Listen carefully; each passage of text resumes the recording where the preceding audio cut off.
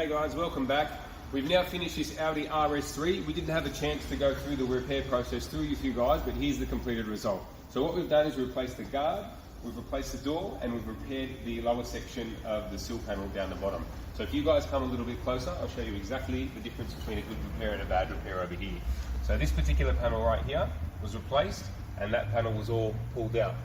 Now, that's seamless all the way along there. The gap's perfect, and it's all sitting where it should be. Now, due to the shape and the design of this car, we've had to paint a little bit more than what you would normally do on a car. We've had to go all the way down the side to make sure the colour was consistent, when the adjacent panels need to go up and over the rest of the vehicle. That's just due to the design of the car. We had the wheel alignment checked. It turns out that the wheel was actually out of spec, so we had to get the wheel alignment done and the wheel repairs done. You can see the wheel over here is all back to the way it should be looking.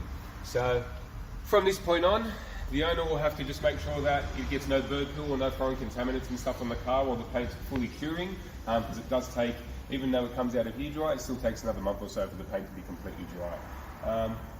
He's got his car back 100%, so if you guys have any questions or any similar vehicles that you want us to have a look at for you, or any questions at all, please get in contact with us. Thanks guys.